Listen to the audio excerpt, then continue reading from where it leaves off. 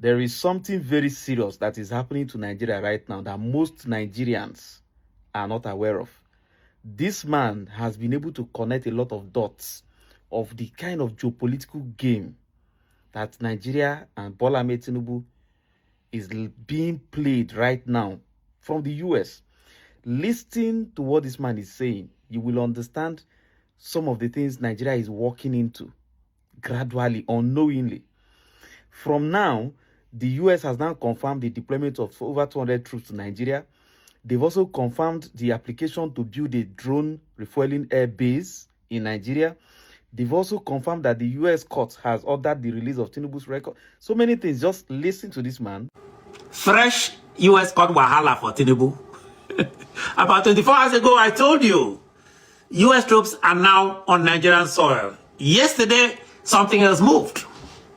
The United States Federal Court has ordered the FBI and Drug Enforcement Administration, DEA, to release records related to President Bola Ahmed Tinubu of Nigeria. Let us be precise.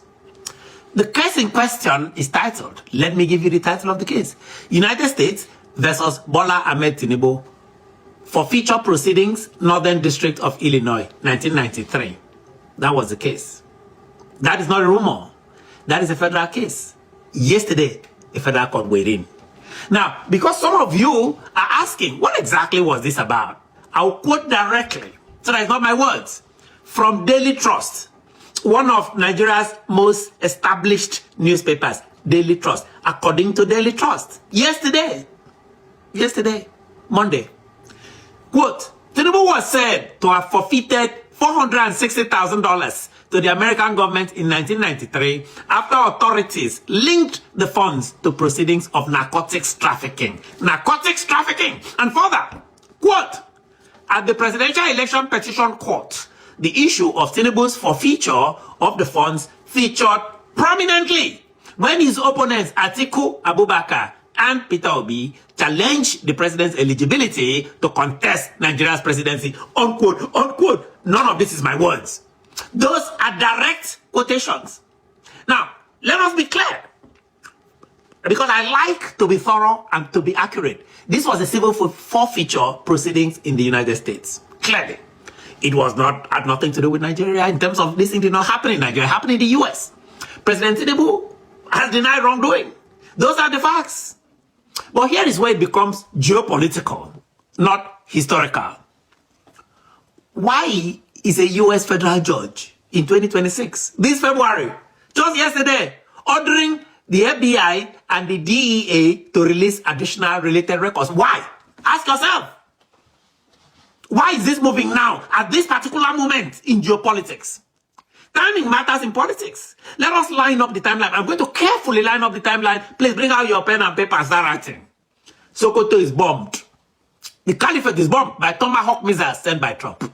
Sokoto Caliphate. The First Lady, Remi Tinubu, shows up in Washington, D.C. The next thing, U.S. troops land in Nigeria. And then people are taking pictures everywhere, photo up. Plenty picture taken with Tinubu, usually surrounded by Americans. And now, yesterday, U.S. courts move. And suddenly, a state visit to the United Kingdom is arranged. Let us pause here and talk about standards. Suddenly, Tinubu wants to go and meet the king in UK. In Britain, the royal family, as we speak, has faced and is continuing to face intense public scrutiny over Prince Andrew's ties to Jeffrey Epstein. King Charles has had to navigate calls for transparency and accountability, even within his own family. Prince Andrew is his brother. That is how institutions protect credibility. So the king is scrambling here. He's telling police, come and investigate my brother, I have nothing to do with this. They submit to scrutiny. Then pivot to Nigeria. Pivot to that Nigerian president who is going to visit King Andrew now. So as His Majesty prefers, as he prepares to meet Nigeria's President Bola Tinubu, Nigerians then are wondering, they're entitled to ask a simple question. This is somebody willing to tell his brother to face justice? Does accountability apply universally?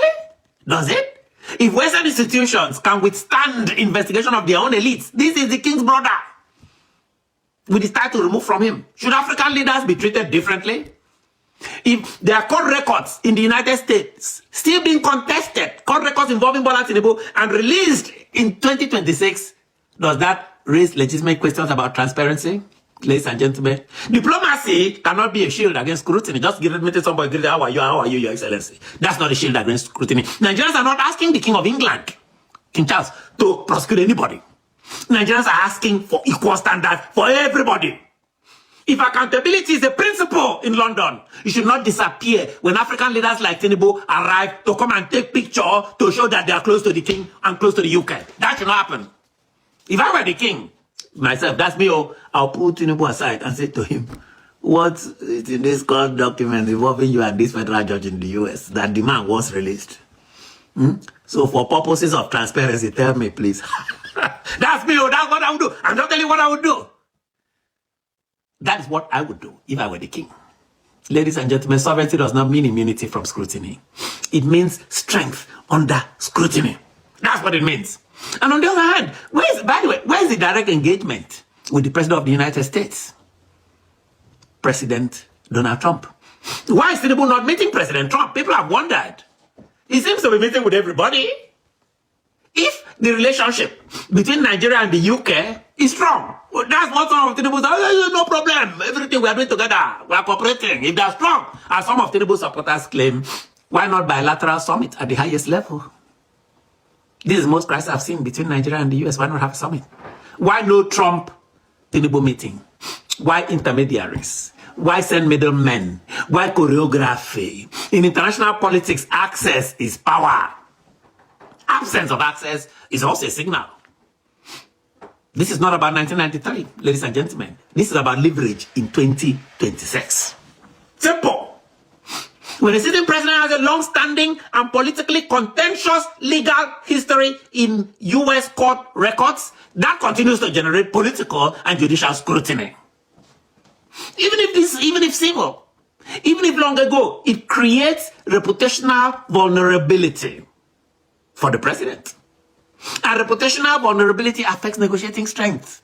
I'm saying this so the president, Bola Tinubu, will understand. That is not an accusation. It is diplomatic reality. Since he runs Nigeria, Nigerians are entitled to ask him questions. He's not a king. In Abuja, is Abuja negotiating from strength, really? Especially on issues like U.S.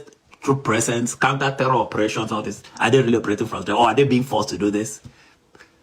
Are they operating from constraints? Things that are holding the president. If there's nothing further of concern in these records in U.S. courts about anybody, their full release should settle the matter. Let it be fully released. But do not pretend that simultaneous military movement, court pressure, and urgent diplomatic choreography are unrelated. All these things are related to each other. Too many things are moving at once. Too many moving parts. And Nigerians deserve clarity. This is not personal. This is institutional. A sovereign nation like Nigeria must not operate under whispered leverage. Whisper, whisper, whisper. This is my message for Asiwaju, the president of Nigeria.